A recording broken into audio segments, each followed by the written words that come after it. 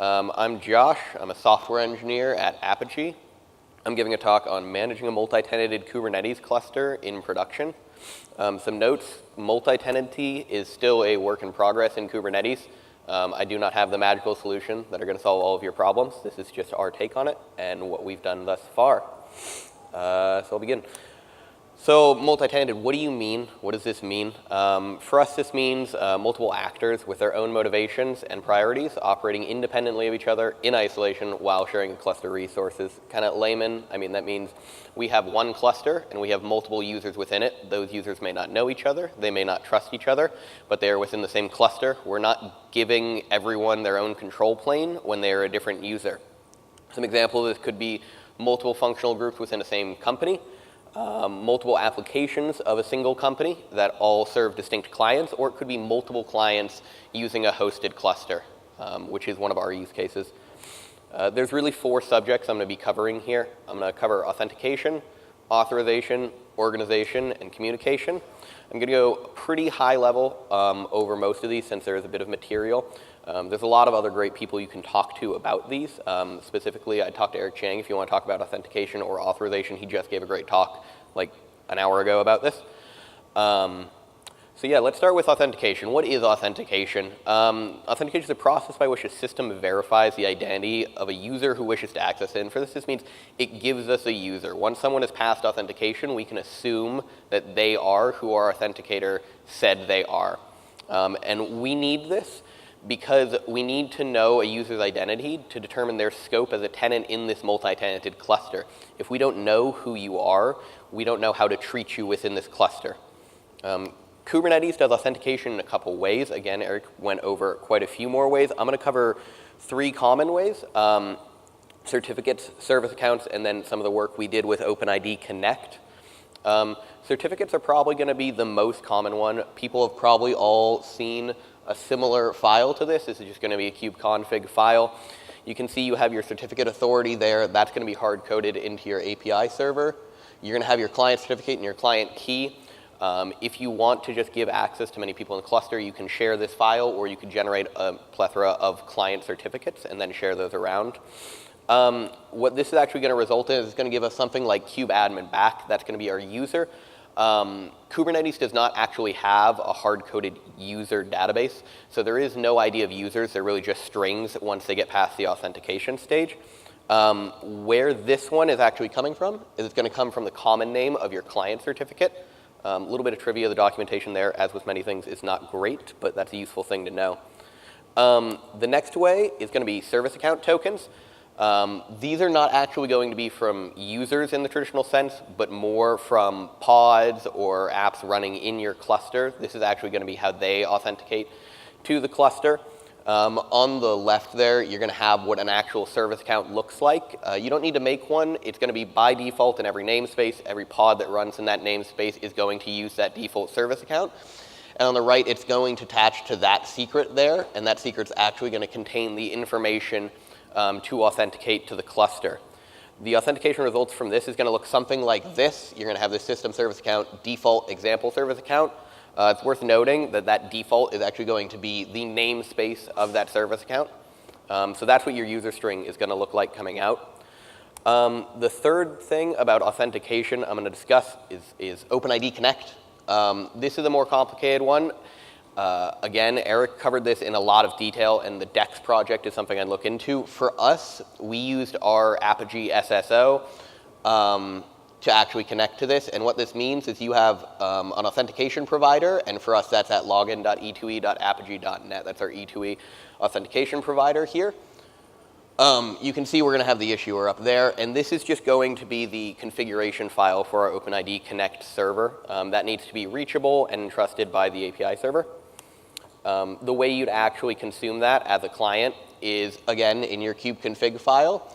You're actually going to send this token, and this is just going to be a JWT that you generate through whatever means you get JWTs from your OpenID Connect provider. You just pass that through. On the right, you're going to see all this stuff. You know, you're going to have the actual information there.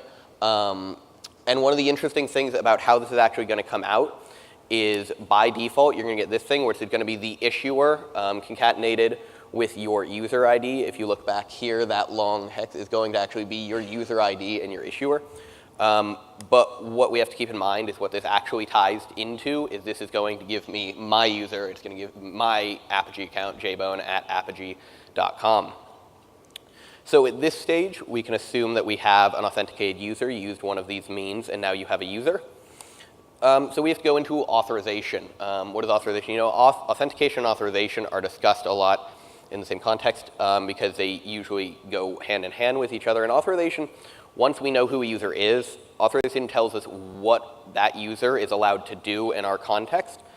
And why this matters is because we need to strictly determine what Kubernetes functions a user is allowed to do in a namespace or in the cluster as a whole. Obviously, if we have a multi-tenanted namespace, we can't have users having free reign to access the API server. Because again, authorization in this sense is limited just to interactions with the API server. So this may be your pod or your user trying to create, read, update, delete namespaces, pods, secrets, anything like that. And we need to make sure that that's isolated to what we allow that tenant to own, and they can't touch resources that are owned by other tenants. Kubernetes has a few ways to do authorization. I'm just going to cover 3 of them.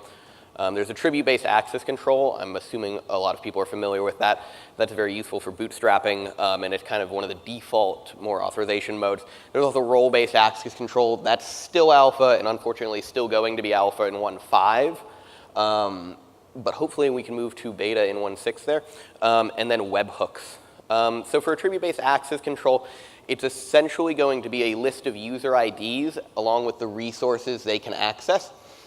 So a default policy you may enable on your cluster would be this one on the left, just a default user. And this essentially would say all these users can get access to read the cluster. Because something to keep in mind with authorization is to deny all by default. So if you don't have this policy, no one is going to be allowed to look at anything on your cluster. And that includes components of the actual control plane, like the kubelet and the controller manager and stuff like that. On the right, you might have a more restrictive policy, or rather higher privilege policy that you give to an admin user that doesn't just have read-only resources, but actually can see the whole cluster. This might be something you use for bootstrapping or as you are the person administering a cluster. So I'll talk about role-based access control. As I said, this is an alpha feature right now. You can see the API version there. And essentially what this is using Kubernetes native resources to actually determine the authorization scheme for your cluster. So the 2 concepts of roles and role bindings, there's also cluster roles and cluster role bindings, though they're a little bit out of the scope of this talk. But essentially the idea is a role says someone possessing this role is allowed to do these set of things. So for this example, we're going to say they are allowed to do a get, a watch, and a list on the pods. And then we would use something like a role binding on the right there. And that would say, OK, we are actually going to bind this role, and it's going to refer to a role that exists in this namespace. And we're going to say the user, in this case is going to be Jane, is allowed to have these permissions. We didn't use this for our use case. One of the reasons was it's alpha, it's relatively new. And also, we didn't want to replicate our whole permission service in Kubernetes because a large portion of our services are still running outside of Kubernetes. With that in mind, what we did use was a webhook server. And what this is you actually have an external server that is managing your authorization for you. You essentially configure the API server that when a request comes into the API server, it's actually going to make a call to that server, and it's going to expect a response from that server that tells it whether or not that person is authorized. And this allows you to tie into a permissions backend in whatever database or existing permission service you have. It's going to look a little bit like this. You know, we have a webhook request here, and this is the actual JSON object we're going to see. As you can see, it's a standard Kubernetes object. It has your API version, your kind, and a spec. And essentially, you're going to say, someone in this namespace is trying to do this verb action in this group, where group is going to be like the API group, and on this resource, and then it's going to give their user. It's going to expect a response that looks like this. Again, standard Kubernetes object, and all it's really looking for, it's not looking for a spec at all it's looking for is a status, and it's just looking for that allowed true or that allowed false. If we see another one, say we are trying to use the user Josh again, but we're trying to access the admin namespace this time, we're going to get an allowed false. And then we do additionally get to have a reason there. And that will just allow us to say, OK, this person was not allowed to do this because user Josh is not an admin or something like that. The next thing, so at this point, I'm going to assume that we have a user is authenticated to the cluster. A user is now authorized within the cluster to do what we say they want to do. But now we have the idea of what is it that we actually authorize that cluster to do. And we're doing this through isolation through organization. So we're organizing the cluster in such a way that all of the tenants are isolated from each other. There's a few concepts within this: namespacing, resource quotas, and network security. So with namespacing, let's say we have this cluster, we have the world, we are a cluster, and we have 4 islands. So they're all our tenants. We want those tenants to be isolated from each other. And so for what we're doing right now in the multi-tenancy, and this is obviously a point of contention if you talk to the OpenShift guys or some of the people on the SIG networking channel, we're using a namespace as the boundary for what a tenant is. Obviously, there are some downsides to that. There are some upsides to that. We thought at this stage that the upsides of saying, okay, each tenant gets 1 namespace. If they need to have more separation, we can give them another namespace, but that's going to be viewed by us as a separate user, and we'll manage that external to the Kubernetes system. But this just allows us to work with the existing Kubernetes primitives a lot better than if we tried to abstract this into some many-to-many relation. So how do we enforce namespacing? So because as we discussed, there's authorization. It's limited what a client can do. Obviously, we're not going to give a client kubectl and say, oh, just go make a namespace. Because if we've authorized a user to make a namespace, now they're no longer isolated on that namespace boundary. So we actually made this project. We call it Enrober. It's open source on GitHub. I'm not going to go into depth, but essentially this allows us to use some existing Apigee concepts that users are familiar with and use that to create namespaces that they can then manage themselves. And this allows us to essentially have an external actor that is authorized to talk into the cluster and create our namespaces there, and then we can give users those namespaces, and they're isolated within that. The next one is going to be resource quotas. Our use case is that we are hosting a lot of tenants on one cluster. They're paying us to host on our cluster.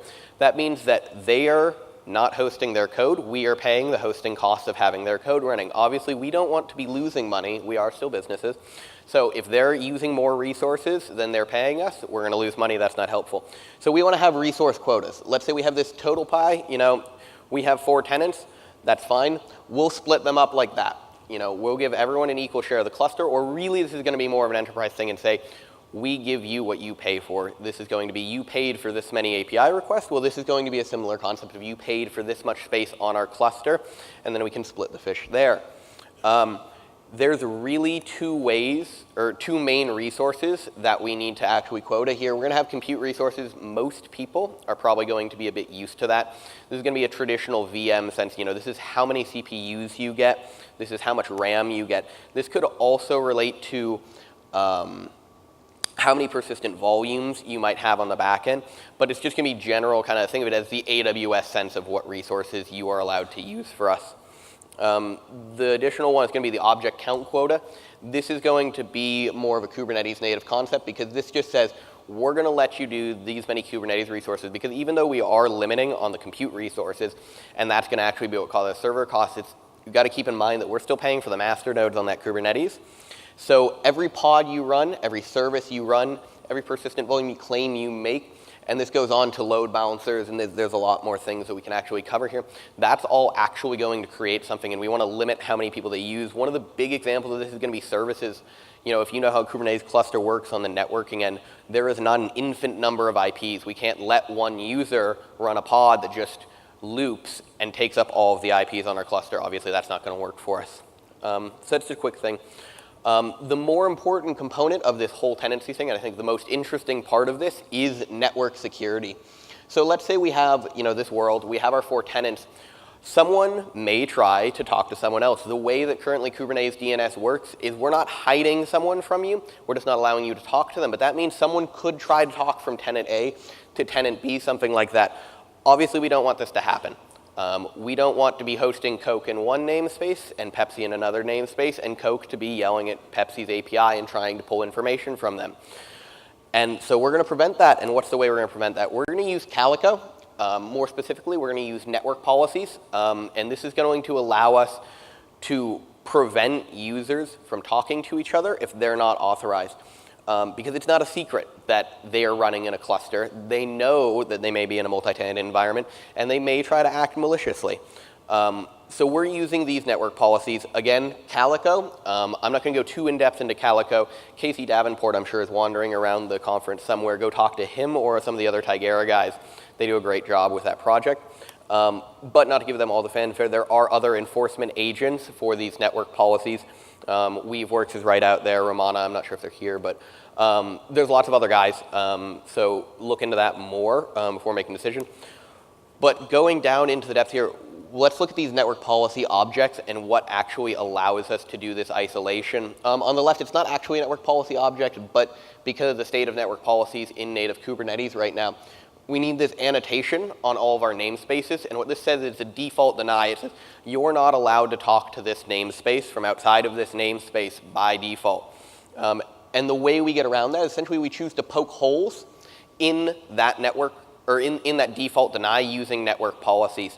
But this is really important because one of the things we want to make sure is we want to be a default secure thing. We want to say you can open up your namespace more if you want, but by default, no one's going to accidentally get in because you failed to enforce your network policies the right way. On the right, we actually have the network policy object. That's actually going to be how we poke the holes. There's a couple ways we can do it. You can essentially allow ingress from several sources. You can say, I'm going to allow this port to be open, and people can talk to me on this port. You can say, I'm going to allow people from this namespace or this pod, and essentially that's going to be the grouping in the Kubernetes native environment that allows people to talk to you. Similar to in Rober, how did we manage this? Because obviously, with authorization, we can't let people manage their own network policies, or at the very least, we need to have our own way of managing network policies for them to bootstrap them or something like that. So what we made is a project that we call Congress. Again, it's open source, it's on GitHub. And what this is, it's a network policy controller. It actually creates these network policies by default, manages them, makes sure they continue running to actually make sure that our cluster is secure. And this relates all into communication, and that's a big part of this cluster. And there's really two parts of communication here. There's going to be your inter-cluster communication, there's going to be your intra-cluster communication. I briefly touched on intra-cluster communication with our network isolation. I'll go into it a little more in depth, but I'd like to touch on inter-cluster because it's a big one that's important and actually relates to how we're doing some of our intra-cluster stuff. It's great if you have this nice Kubernetes cluster, you have all your stuff running in it, but obviously any enterprise that's migrating to Kubernetes or anyone that's hosting some stuff on Kubernetes, not all of the things that are talking to their service are actually going to be running within Kubernetes. They're going to have a lot of things. They may be exposing that API publicly. They may have a front end that wants to talk to it. They may want some of their existing enterprise services to be able to talk into the cluster. And so that's what we have to do. We have to come from essentially the public internet and talk into our cluster. And the way we're going to actually accomplish that is with an Ingress controller. And the way we implemented that existing is we just used some of the Ingress controller stuff that Kubernetes gives us, along with building on top of the provided example Nginx configuration. And essentially this allows us to load balance across all of our existing tenants from this Ingress. So the Ingress controller is essentially going to be the first point of contact from the internet, and then that controller is going to be able to talk to actually all the clusters. That's going to look something like this. We're going to have an Nginx config that's going to generate, I'm assuming a lot of people are familiar with Nginx. We're going to generate a server that looks like that. A service may come in, and it's actually going to proxy to something like HTTP foo service or bar service, where those could just be service names in Kubernetes using traditional services and just using the cluster DNS from that. Using Ingress resource objects, which is actually a Kubernetes native object, and a default Ingress controller application looks at the API server, pulls in these Ingress resource objects, and that's what it actually uses to configure its Ingress rules. So on the left, you have that Ingress resource, and what we're going to say, we have two services. We want to expose one at foo.bar.com. We want to expose another at bar.foo.com, and the backend is actually going to be a Kubernetes backend. Where do we actually want that to talk to? So it's going to look something like this on the right. Foo.bar.com, it's just going to go to foo.bar.com. It's going to pass that host through and talk to service 1. Same thing with bar.foo.com. Obviously, you might want to do path-based as an alternative. Everything comes in as foo.bar.com. If it's /foo, it's going to go to service 1. If it's /bar, it's going to go to service 2. So this gives you just another layer on top of the Kubernetes round-robin load balancing that they do. In addition to this, so now that we're have a way to talk from outside to inside, we need to look more clearly at intra-cluster. I'm going to go back to what we discussed with the network policies. We said you can talk within your own namespace. That's fine. That ship can go, and Team A can speak within Team A. But what if you're a team that has 3 namespaces? They have 4 namespaces. Because we said we're picking the tenant as the namespace boundary. But you may be an organization that's run somewhat like Microsoft. You have disparate teams, but you still want to communicate with each other. So this is intra-namespace. This is fine. But this is inter-namespace. And this is not fine because we have this default deny policy on all of our namespaces. And this means that this communication won't be able to happen. Well, there may be needs to make this happen. So what we did is we looked at our Ingress controller and say, okay, Ingress controller is doing a very similar thing. It's allowing traffic to come from outside, and then it's distributing it inside. So what we decided to do is essentially make a modified Ingress controller and place it inside of our cluster. We made this using Nginx, a little bit of our own stuff, and obviously the Kubernetes concepts. And we placed this in a namespace with heightened privileges. When I say heightened privileges, I mean this is a namespace that is allowed to talk to all other namespaces. So the network policies on this namespace or on all other namespaces managed by Congress are going to say if the router namespace, because that's what we've been calling it internally, if the router namespace is trying to talk to you, you allow all talking to happen, and that's managed by us. Another key, we added some lightweight routing keys to this just to tack on a little bit more security because a little bit of people are uncomfortable with the idea of, okay, we have one master namespace. So you get an extra step of security. You essentially get to put a password on any of your services that run in this. And then if you want to talk to it, you have to pass that password through, and our router is going to do the job of passing that through, and you verify that on your side. And that gives us something like this that we call managed communication. So this gives us a story of we have intra-cluster or intra-namespace communication. That's all managed. That's free reign. Anything you want to do on your own, put it in your tenant namespace. That's just going to work out of the box. If you want to talk from external to the cluster, that's going to go through an Ingress controller. If you want to talk to 2 different tenants, maybe you are an organization that has multiple tenants in this sense, you can go through our managed communication. So I know I talked a little bit quickly, and I tried to cover a lot of things. It looks like we have quite a bit of time left. But that's the end of my slides. I'll put my contact information, that's just Twitter, as well as my 2 teammates in the front row here. Feel free to ask any of us questions. Again, I know I went a little quickly, so anyone has questions, feel free. I don't know if they have a mic or if you just want to yell it out. Yeah. Talk about blocking network traffic between namespaces. What about DNS, so you can't even find it? Yeah, so the question is, we lock down traffic between the namespaces. What do we do about DNS and actually finding? Right now, we're not actually doing any work to modify SkyDNS, which is actually what we're running internally to Kubernetes is that. So people are discoverable, and I know that is a thing of, that is information by telling someone they exist. There are modifications that are probably done to that, but right now we're not actually doing anything. So yes, someone could do that. One of the modifications we've actually done is we don't use, in some cases, services.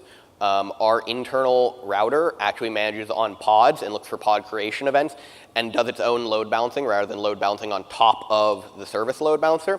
So then those pods actually won't show up in your SkyDNS query. So if you try to look at the DNS records, you won't see them because it won't be a service. So you can hide them by not relying on Kubernetes native services.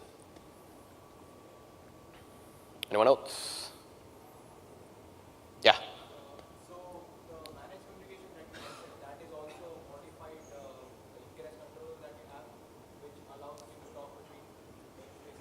So it's not actually an Ingress controller. It's very similar. In essence, an Ingress controller is a load balancer, so traditionally either HA proxy or Nginx, and it looks at Ingress events in the Kubernetes API, essentially pulls the API or looks at the event watcher and works on Ingress resources. The difference with our managed communication is we pull the API looking at pod events, and then we have custom annotations on pods that are created for us if they want to be routed, and we look at those annotations and say, okay, based on these annotations, this is where you want to be routing. It's very similar to the Ingress resource, but it's essentially our custom version of it.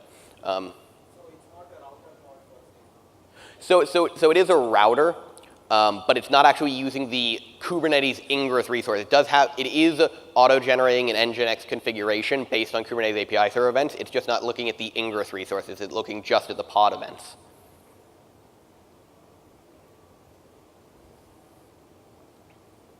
Anyone else? Why not simply move around calendars already?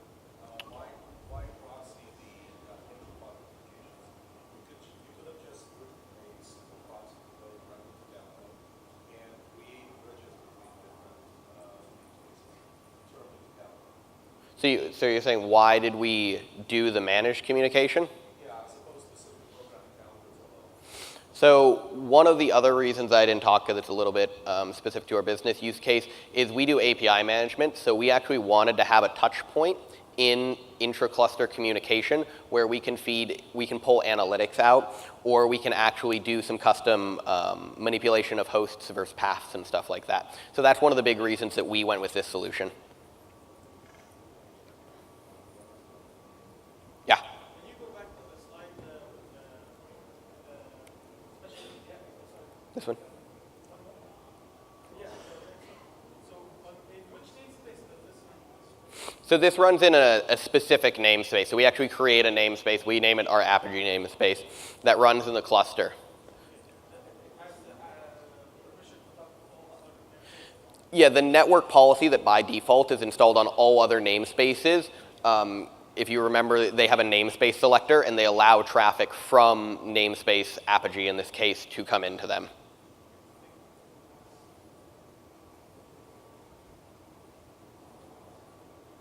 Oh, yeah. So, is there any real movement in the community? They're trying to add this kind of multi-tenancy functionality inside Kubernetes itself, or the user who wants to use this multi-tenancy, they have to find this kind of externally?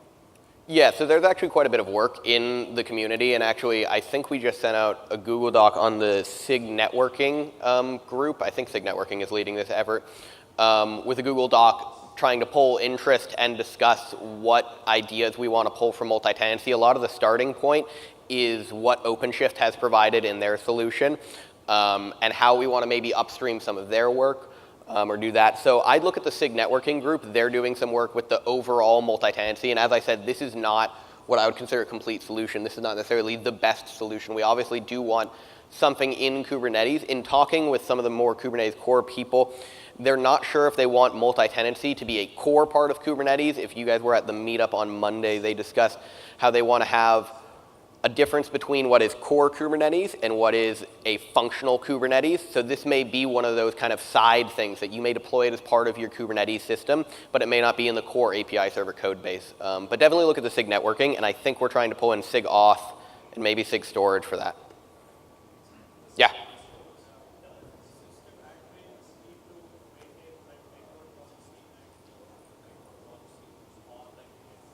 Sorry, can you speak up a little bit?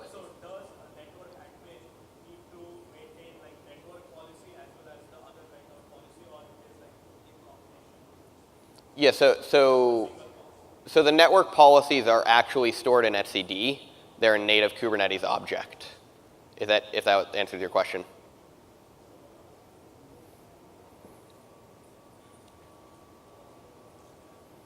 If there's no other questions, you guys can run out and do lunch early, I guess.